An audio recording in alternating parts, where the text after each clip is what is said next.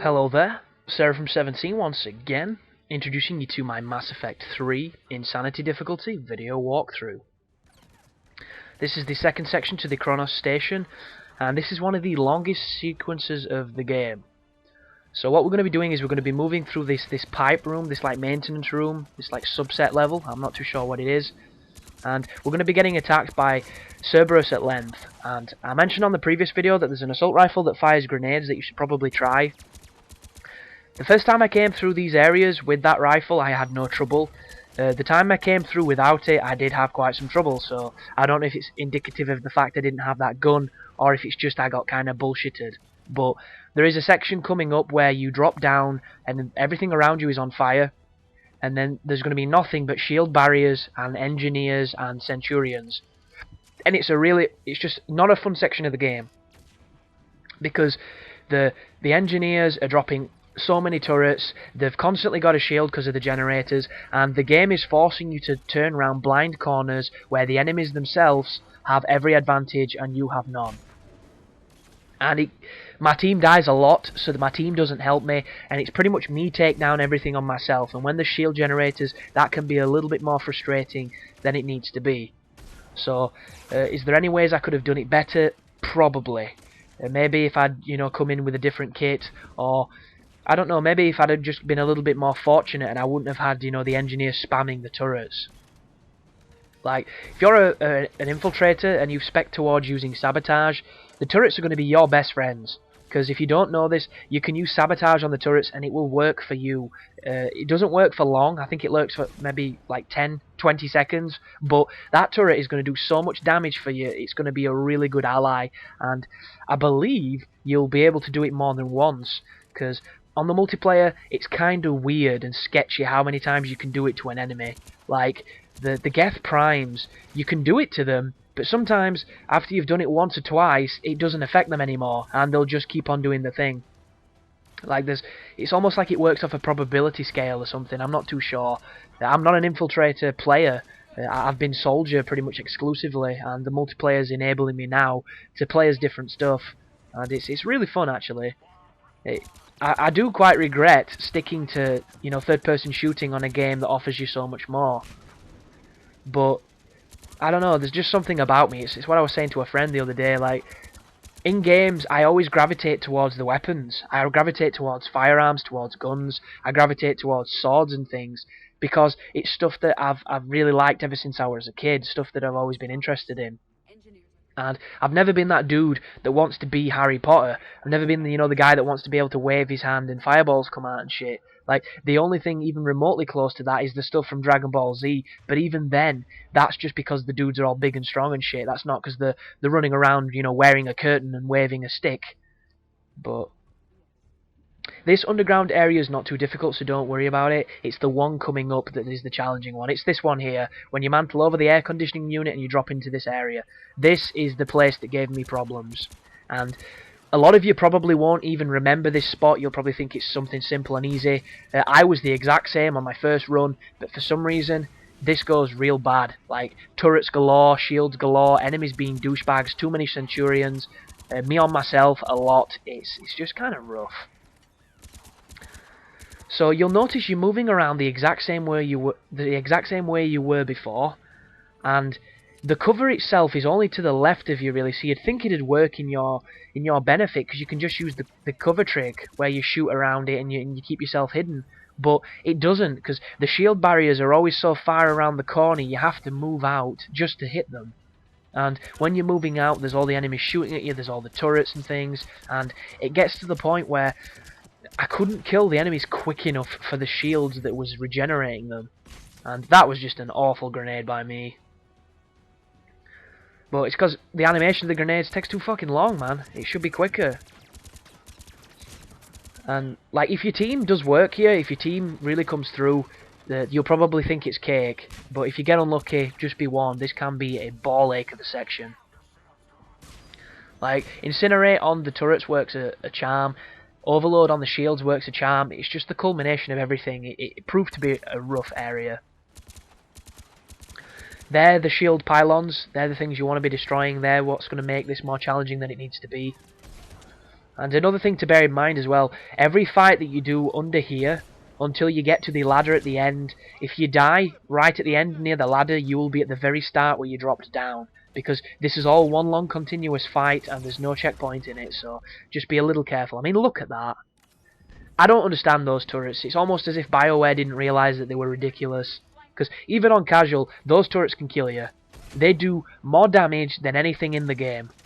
Like on the multiplayer, you get the least experience for them because they class as a piece of equipment, and they do more damage than a fucking phantom. They're stupid strong.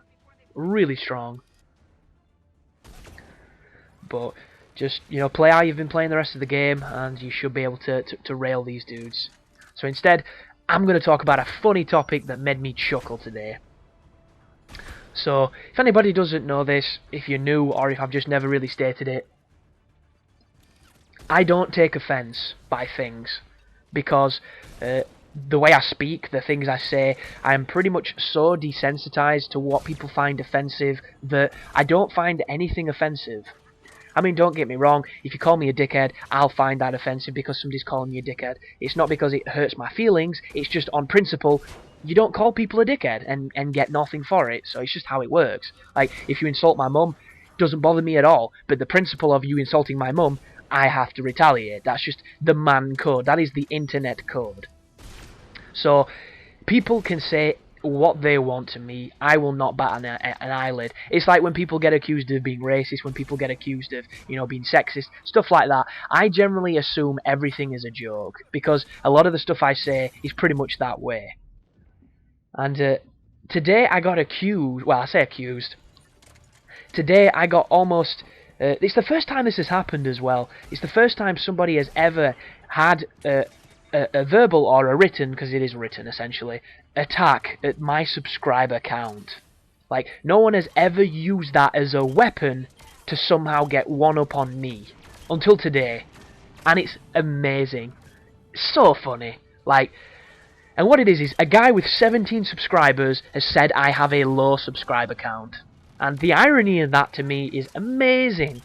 But it just reinforces the amount of bullshit that goes on the internet, because the internet is the only place in the world that a stupid person has an opinion that they think counts. Because in the real world, if a stupid person starts sharing his opinion, you just tell that person to shut up because he's a dumbass. Nobody listens to you, you're a retard.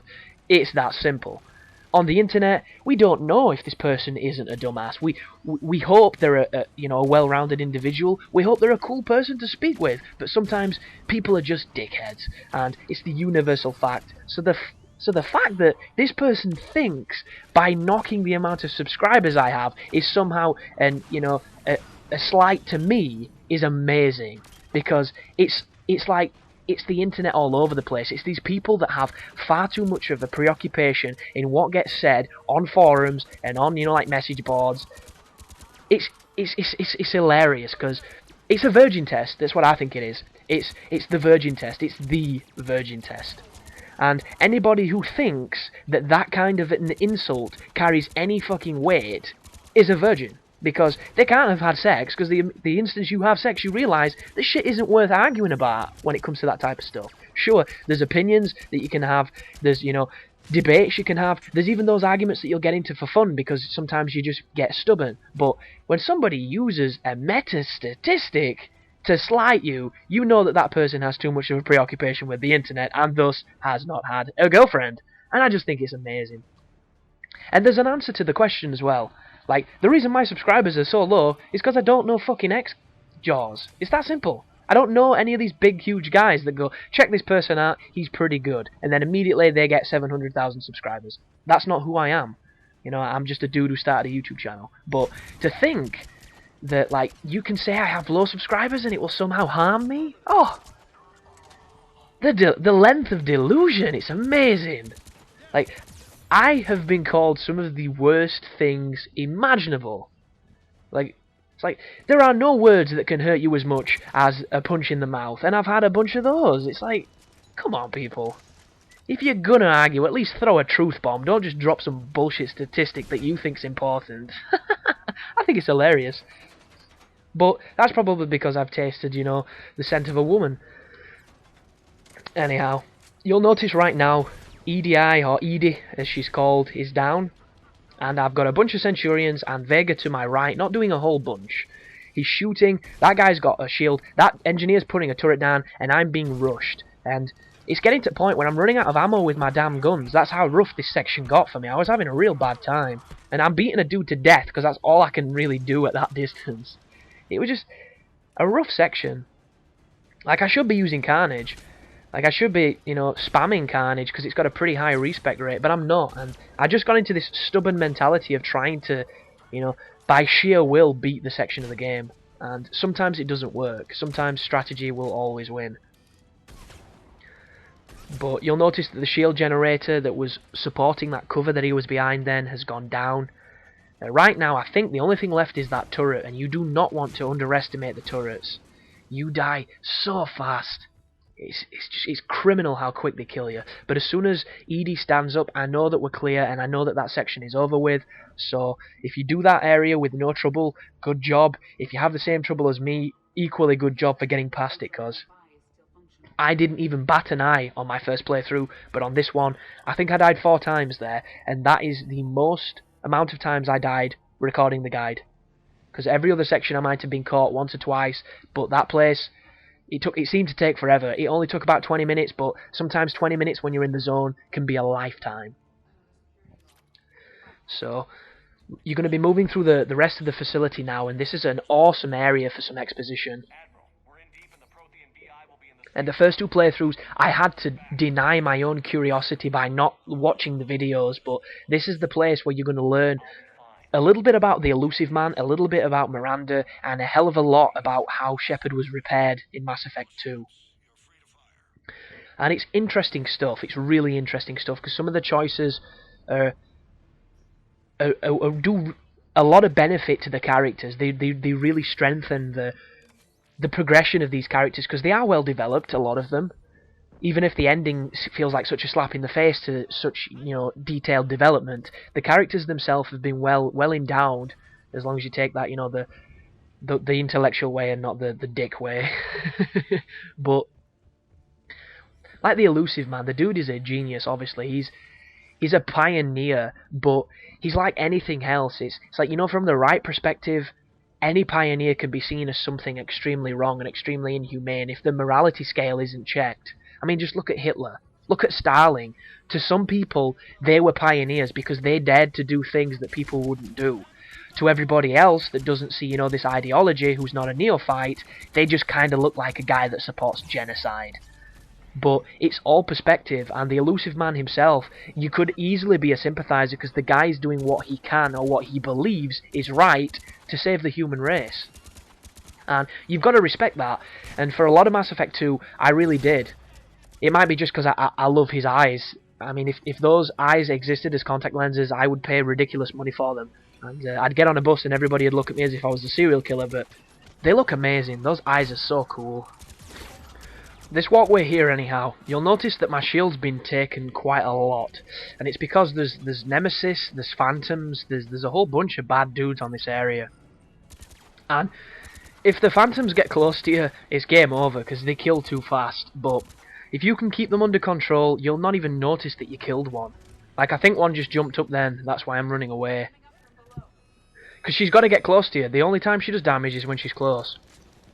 Or when she's getting close to you, because if she puts her hand out when she's moving towards you, she does some fucking stupid damage with that move. Like, just then, I'm not too sure if that were a Nemesis that hit me or what, but I knew the Phantom had jumped across. I moved back. You can see a barrier going down. I was trying to shoot her in the leg or something, just to stop him.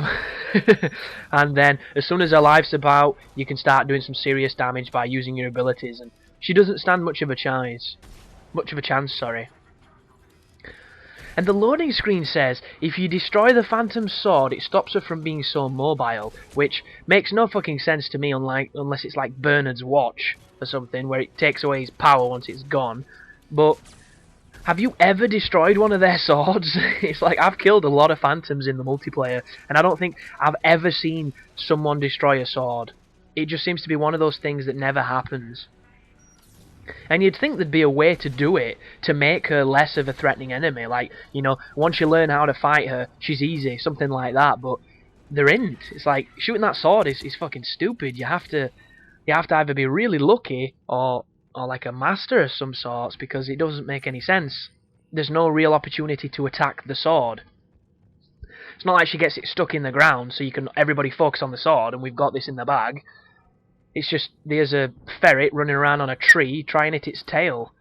It's crazy. But we are moving towards the end of the Cronos station and towards the fight with Kimchi. And as soon as you climb up the ladder, there's going to be another phantom that jumps up. So you want to watch her. There's also one of the shield pylons, or whatever they're called, the things that give them the shield barrier. And a nemesis across there, so be careful for her as well.